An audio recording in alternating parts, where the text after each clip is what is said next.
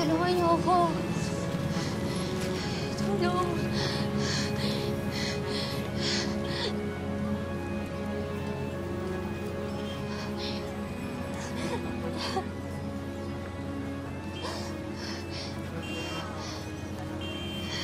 Tulong!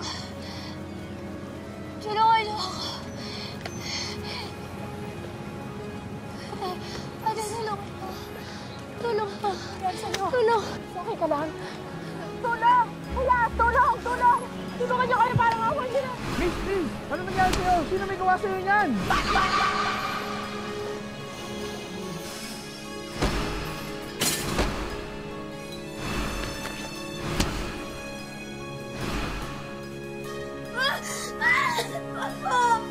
Kaya mo ako sasaktan! Ayoko na!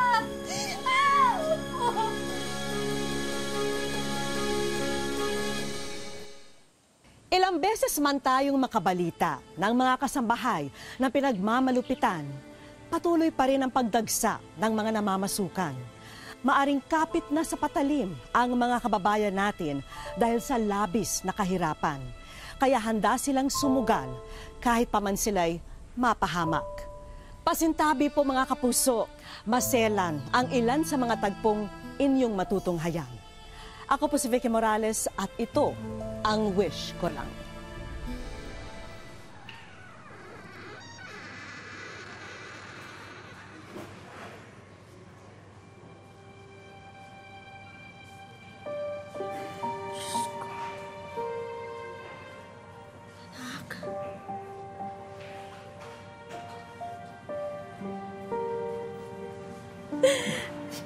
Ano nangyari to, anak? Ano nangyari sa'yo? Sino gumawa nito sa'yo, anak?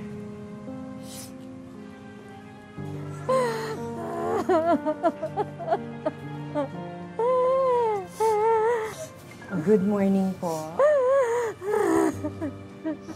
Kayo po ba yung kamag-anak niya? Kapatid ko po siya at saka nanay po namin. Ano po nangyari sa kanya, Dok? Nakita siyang naglalakad sa kalsada na ganyan na ang kalagayan niya. Ano po nangyari? Mukhang nakaranas siya ng matinding pananakit itong mga nagdaang taon. Malnourished po siya. Marami rin po siyang sugat at pasa. At marami din siyang mga peklat. At ang iba doon ay parang maraming taon nang nakalipas. Ngunit ang iba po ay parang kailan lang niya nakuha. Meron din po siyang pingas sa parte ng kanyang tenga. At nasira rin po ang ligament sa kanyang ilong. At natanggal po ang nipple niya sa kanyang dibdib, habang ang isa po halos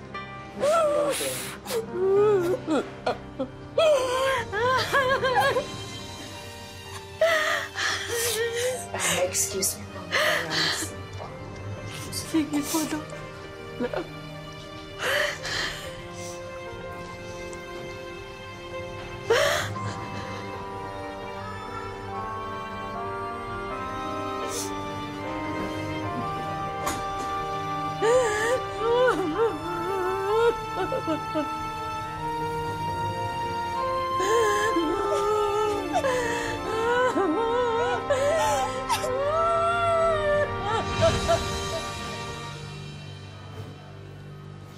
Excuse me po. Ako po si Inspector Manluping. Nandito ako para makuha ang salaysay ninyo. Miss Domina. Kaya mo ba, anak?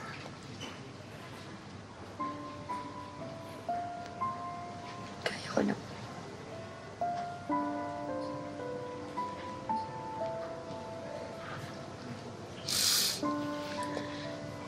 Sampung taon na nakaraan.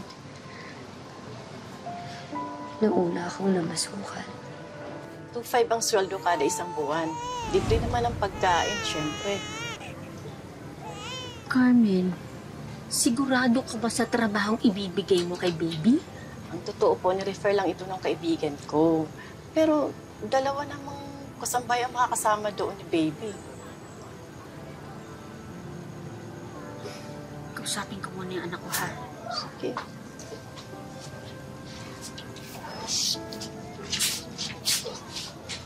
Anak, Nay, nakakasigurado ka ba dyan? Ni hindi nga natin kilala yung magiging amo mo eh.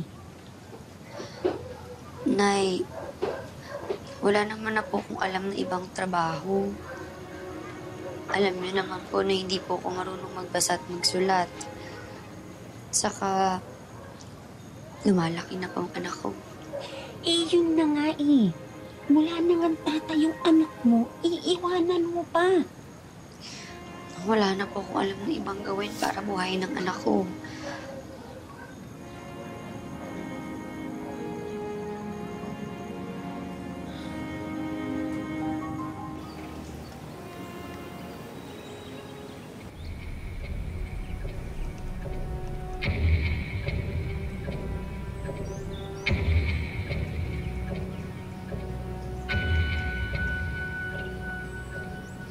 Ako si Mrs. Torquemada.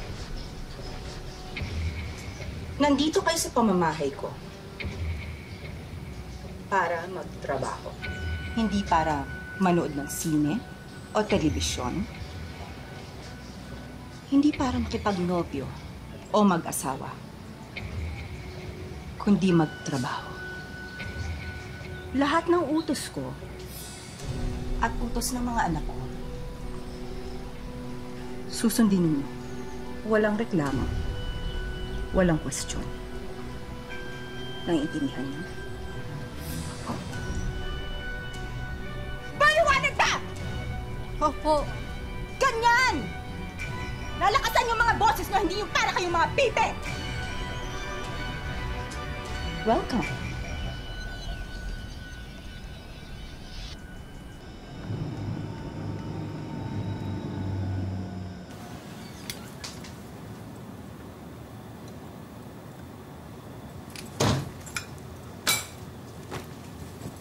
O bakit, ma?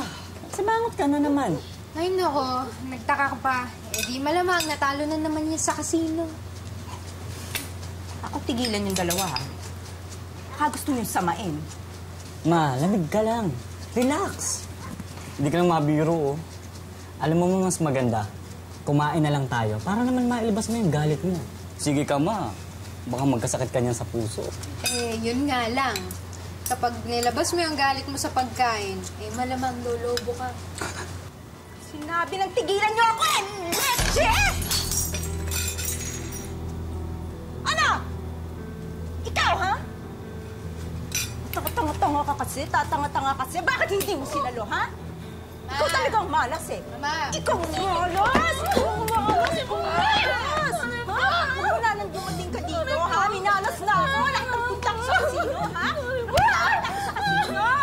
Tama na Sabi ko naman, ha? Pay-pay! Mama! Ano? Teka, ano sabi mo? Ano sabi mo? Ha? Ano sabi mo, ha? Ganun, ha? Tama na? Inuutusan mo ako? Pinagsasabihan mo ako? Ha? Gusto mo samain? Gusto mo samain?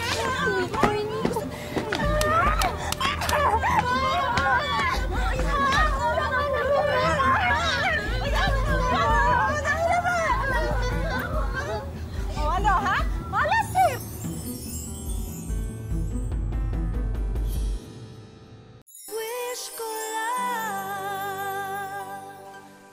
Isang single mother si Baby.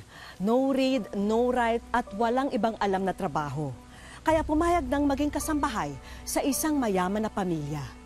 Ang hindi niya alam, mala-impyerno pala ang kanyang napasukan dahil makakatikim siya ng sukdulang kalupitan sa amo niya. Pagkatapos po nun, simula na po ang pananakit nila sa akin, sa amin.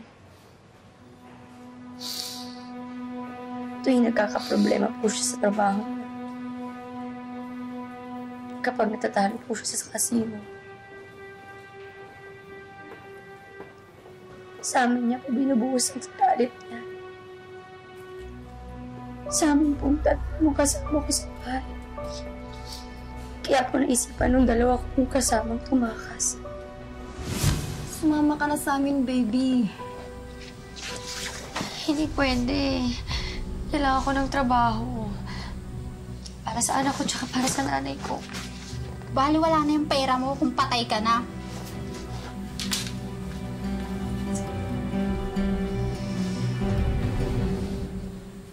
Mga hampas lupa! Piruin mo umalis sila sa pamamahay ko nang walang paalam sa akin? Pagkatapos ko silang kinukop sa pamamahay ko, pinalamon? Sinweldohan? Tinuring na parang pamilya? Iiwanan nila ako nang walang pasabi? Mga hayop sila! Mga hayop! Mamatay na sana sila! Ikaw! Anong pangalan mo? Baby. Baby po, Mama.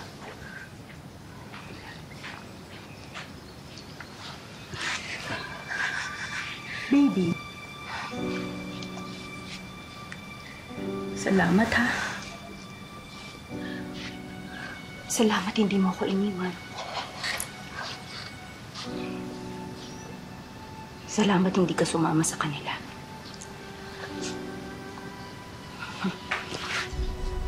Pero yung mga kasama mo, mga hampas lupa sila.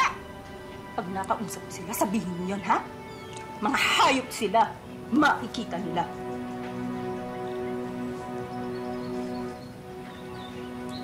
Ikaw dito ka lang, ha?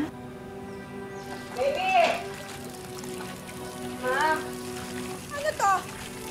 Ha? Napakasalaula mo talagang magtrabaho. Ha? Ha? Ha? Di ka na nagputo ang baboy!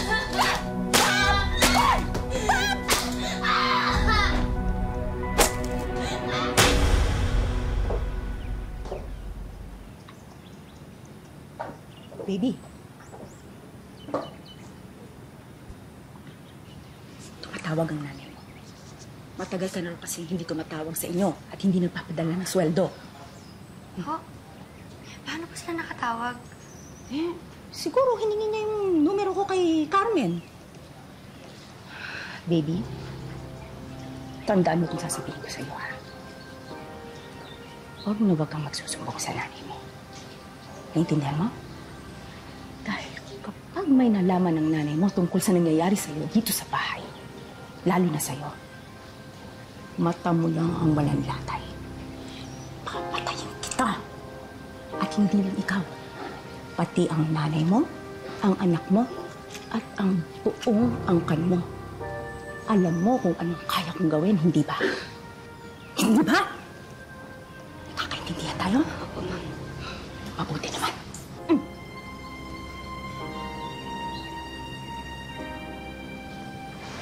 Nay. Hello? Baby! Kumusta ka na? Anak, bakit matagal ka nang hindi sumusulat sa amin o tumatawag? Miss na miss ka na namin. Nagkaalala na nga kami.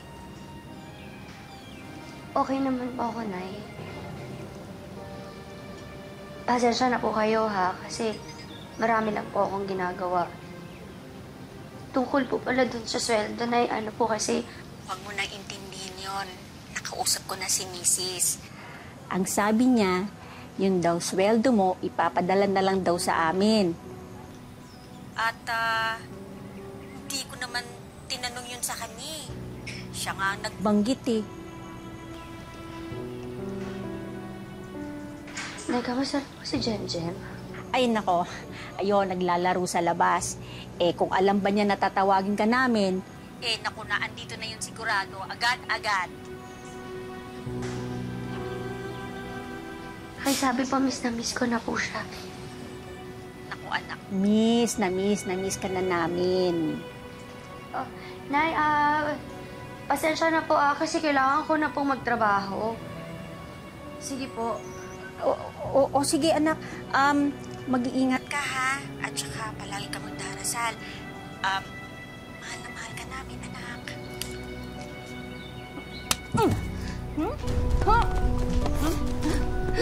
Anong dinadrama-drama mo, ha? Anong dinadrama-drama mo? Gusto mo yung pokpoksin? Gusto mo palunok ko sa'yo itong telepono? Hindi po. Hindi po.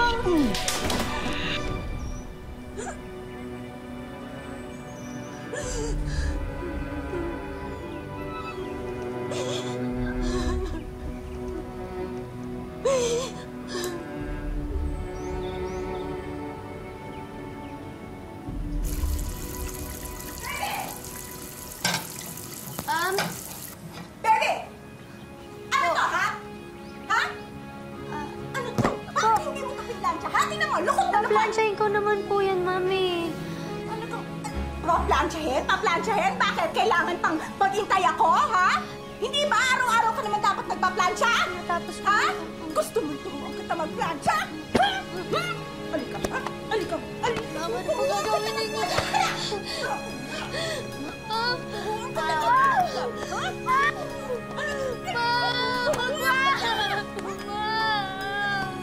Ganito mo plansyahin!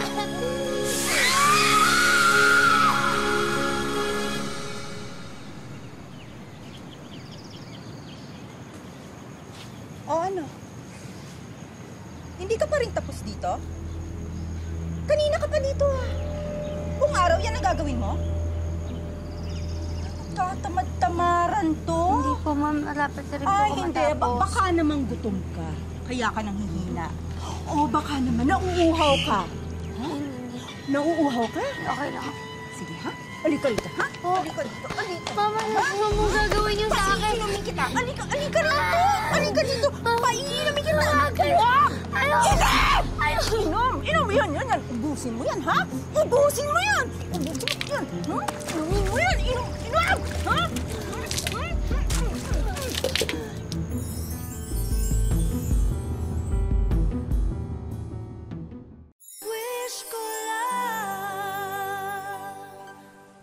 Napagtanto ni Baby na malaking pagkakamali na hindi pa siya tumakas sa mga malulupit na amo. Dahil sa halip na umayos ang pakikitungo nila sa kanya, lalo pang tumindi ang kanilang pagpapahirap kay Baby.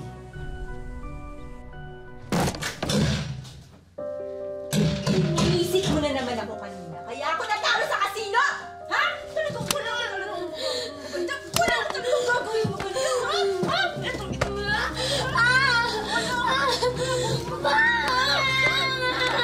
Dapat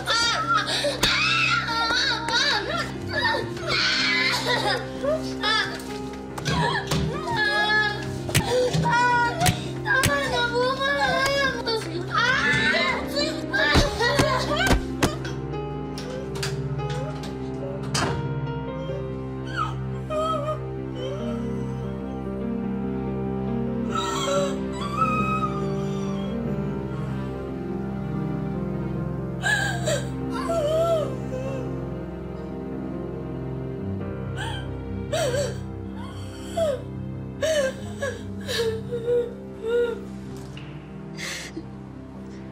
Bakit hindi ba sinabi sa akin, anak? Bakit hindi ka nagsumbong? Sabi pa sa akin ni Mrs. Pag nagsumbong daw ako kahit kanino, papatayin na po nila kayo.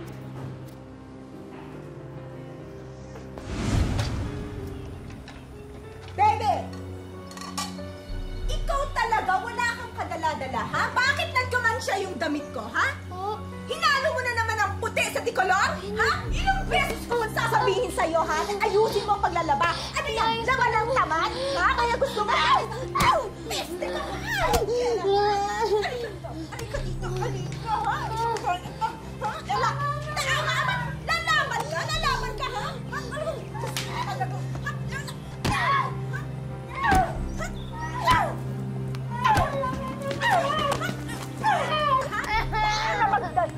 Para magtanda ka! Gusto mo isa pa? Ha?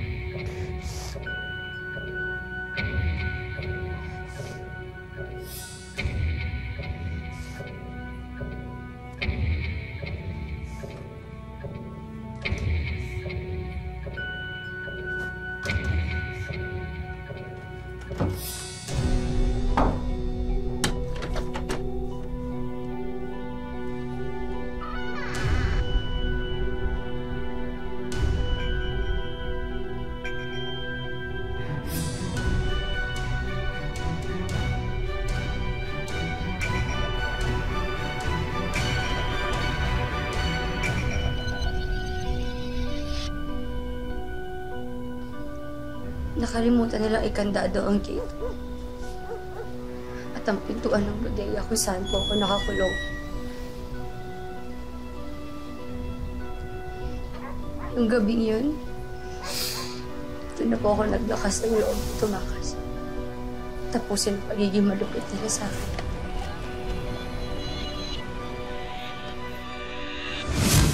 Huwag ho kayong mag-alala. Gagawin ho namin ang lahat upang mabigyan kayo ng hustisya. Magpagaling ho kayo. Maraming salamat po. Tutuloy na ho kami. Salamat. Sige po.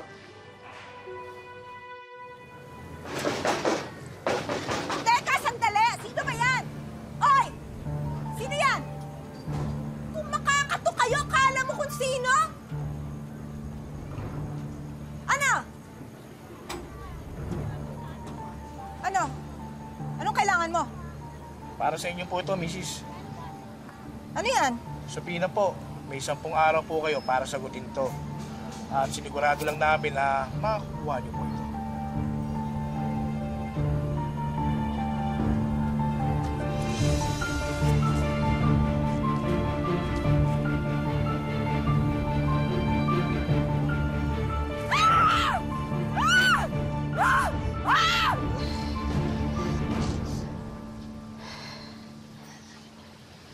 Malaki na po yung atraso ko sa anak ko.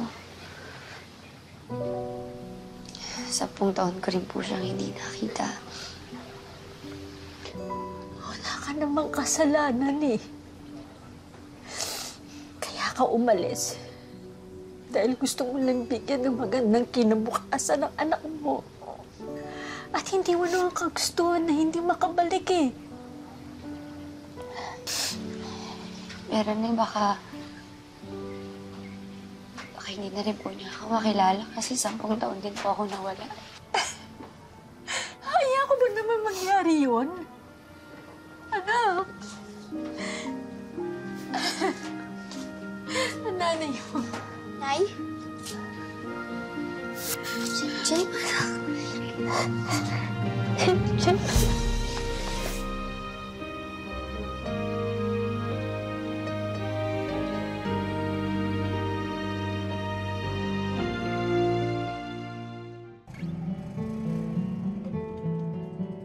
Magdadalawang buwan na mula nang makatakas si Baby sa malaimpyernong buhay sa kamay ng kanyang mga amo.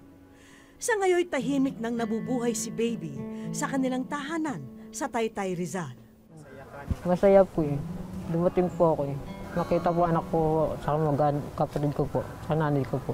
Miss na miss ko po sa 10 taon po, hindi ko po nakita po eh. Matapos ang 10 taon, muling nakapiling ni Baby ang kanyang anak na sinadya naming itinago ang pagkakakilanlan. Labis ang naging pasasalamat ng mga nagmamahal kay Baby na muli silang nagkasama-samang mag-anak. Masayang-masaya na kaming pamilya dahil ganun man ang nangyari, nakikita namin na siya buhay. Nasampahan na nila ng kaso ang mga dating amo. Tuloy ang kanilang laban upang mapanagot ang may sala sa sinapit ng dating kasambahay. Gusto po pinapakulong po sa kasalanan po sa akin po.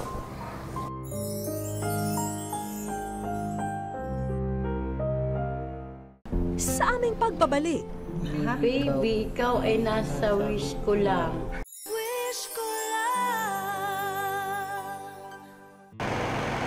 dinala namin ang mag-anak na dumihina sa isang photo studio.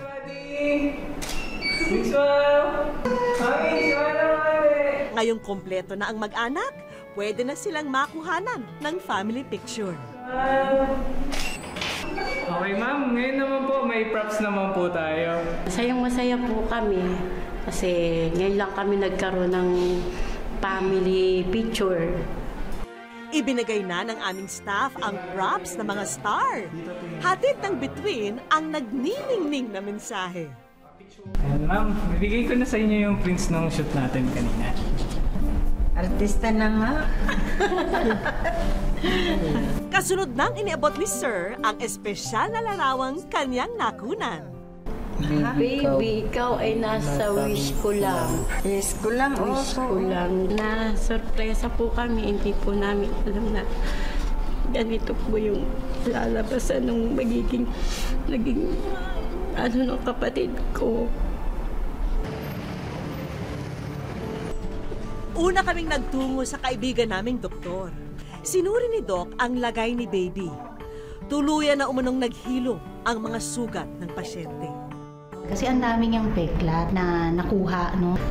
Na-deform actually yung kanyang face, no? So, ang daming naiwang peklat bukod sa physical na itsura ng pasyente. Ang importante pa rin is yung psychological aspect ng bawat tao. Kaya naman isusunod na rin ng ospital ang konsultasyon ni Baby sa ekspertong makatutulong upang matalikuran ni Baby ang kabanatang iyon ng kanyang buhay.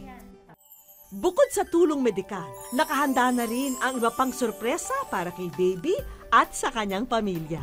Bumungad sa kanila ang sangkatutak na regalo. Excited na nilapitan ni Jem ang mga bagong laruan at damit. Siyempre, meron din para kay Baby. Para naman makapagsimula muli si Baby, handog namin ang food cart business na ito. Maraming salamat po sa inyo po. Masayang-masaya po ako para sa kapatid ko. Maraming salamat po sa wish ko lang. Dinagdagan din namin yan ng pampuhunan.